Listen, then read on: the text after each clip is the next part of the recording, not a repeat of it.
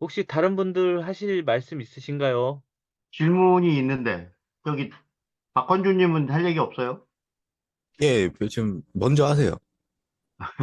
아, 이제 제가 질문하고 싶었던 거는, 지난번에 다른 사람하고도 얘기를 했는데, 우리 지난 2월 달 모임에 SK에 대해서 잠깐 언급을 하셨어요. 우대식 님이. 네네. 그때 이제 말씀하실 때 20만 원의 주가 수준을 보고 그 수준이 대해서 뭐를 파악하면은 전부 매각을 하겠다, 뭐 이런 설명을 한번 주셨는데, 네네. 실제로 20만 원을 살짝 넘어간 다음에 20만 원대에서 매각을 다 하신 것 같더라고요. 그래서 그거 좀 다시 한번 좀 설명을 좀 해주셨으면 좋겠습니다. 일단 SK를 투자한 거는 올해 SK 자회사들의 실적이 좋아지고 SK도 이제 지주회사로서 실적이 좋아질 거라고 판단을 했고요. 실제로 SK 하이닉스나 기타 자회사들의 실적이 좋아졌고, 두 번째 투자 요인은 제가 현금을 갖고 있는 대신 그 SK를 사가지고 배당도 받고 뭐 이런 요인도 있었고, 현금을 통장에다 놀리는 거를 좋아하질 않아서 SK로 배당을 받으려는 요인도 있었고, 세 번째는 이제 금리 인하가 올해부터 시작되리라고 보지 않습니까? 그러면은 금리 인하가 시작될 때는 채권 투자가 좋은데, 제가 따로 채권 투자를 하지 않기 때문에 SK가 빚이 많아요, 회사에. 그래서 금리가 떨어지면 SK가 상당 부분의 그 혜택을 볼 거로 생각을 해서 채권 투자 대신에 SK를 이렇게 세 가지 요인 때문에 매수를 했는데, 사실 대기업들은 주가의 움직임이 매우 늦어서 오랜 기간을 갖고 있으면 SK는 상당 부분 뭐 20만 원을 넘어서 30만 원까지도 갈 것으로 보이지만, 저는 이제 원래 투자 스타일이 중소형주 위주로 투자를 하고 있었고 매수의 이상을 굉장히 좋게 보기 때문에 사실 SK를 길게 가지고 갈 생각은 없었어요.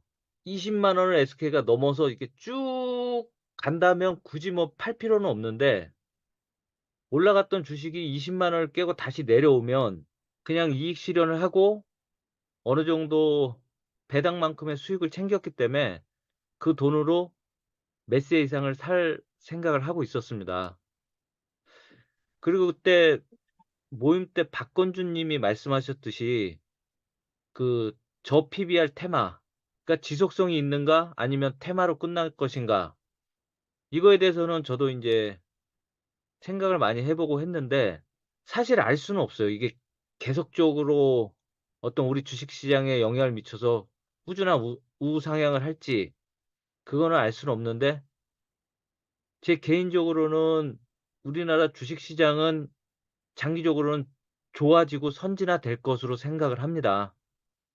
그래서 아이들이 좋은 투자 마인드를 갖고 투자를 하면 오랜 기간 동안 좋은 성과를 거두리라고 생각을 하는데, 근데 이 저 PBR 테마가 과거에도 있었어요.